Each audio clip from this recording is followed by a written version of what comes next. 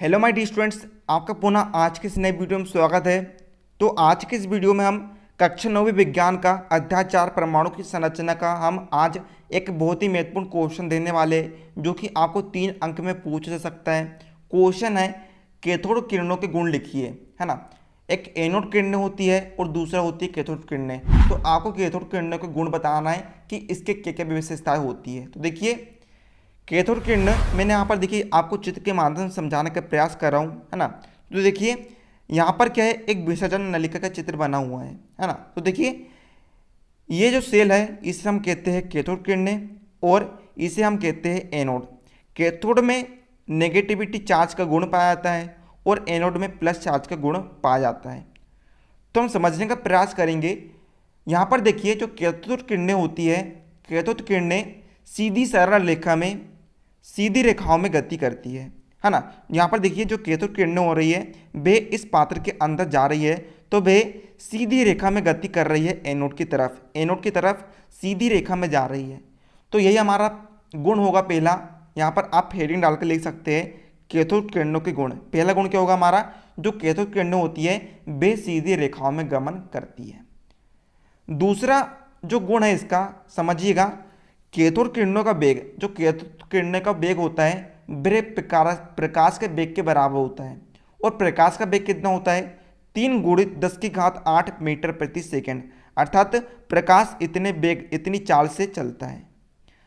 तो जो कैथोड किरणों का वेग होता है वह भी 3 × 10⁸ मीटर प्रति सेकंड होता है। इस बात को याद रखना, है ना। जो कैथोड किरणों का वेग होता है वह प्रकाश के वेग के बराबर होता है।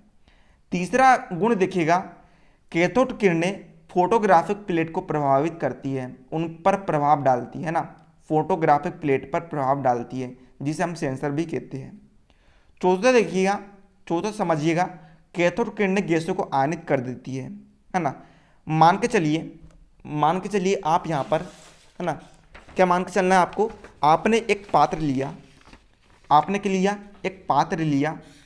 पात्र के अंदर हवाबंद पात्र है, इसके अंदर क्या भरी है, गैस भरी है। और गैस क्या होती है, आयन से मुक्त होती है, अर्थात गैसों में कोई भी आयन नहीं होता है। जब कैथोड किरणें इस पात्र के अंदर से गुजरेगी, है ना, ये क्या गुजर रही है, कैथोड किरणें गुजर रही है। तो कैथोड किरणें के गुजरने से जो गैस होती है वह आयनित हो जाती है, अर्थात वह आयन में बढ़ जाती है, माइनस चार्ज और प्लस चार्ज में बढ़ जाती है ना। अर्थात इसमें आयन मुक्त हो जाते हैं जो कि प्लस और माइनस चार्ज होते हैं। इस प्रकार जो कैथोड किरणें होती है वे गैसों को आयनित कर देती है।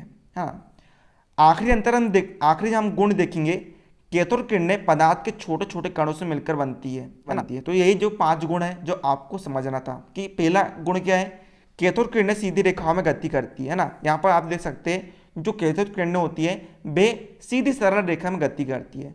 और दूसरा देखिएगा, कैथोड किरणों का वेग प्रकाश के वेग के बराबर होता है, और प्रकाश का वेग होता है 3 × 10⁸ मीटर प्रति सेकंड। कैथोड किरणें फोटोग्राफिक प्लेट सेंसर को प्रभावित कर देती है, उन पर प्रभाव डालती है। और कैथोड किरणें गैसों को आयनित कर देती है। और कैथोड किरणें पदार्थ के छोटे छोटे कणों से मिलकर बनी होती है। आपको परीक्षा में जितने अंक क्वेश्चन पूछे जाए आप उतने अंक के हिसाब से उत्तर दे सकते हैं, आप उतने अंक के हिसाब से पॉइंट लिख सकते हैं।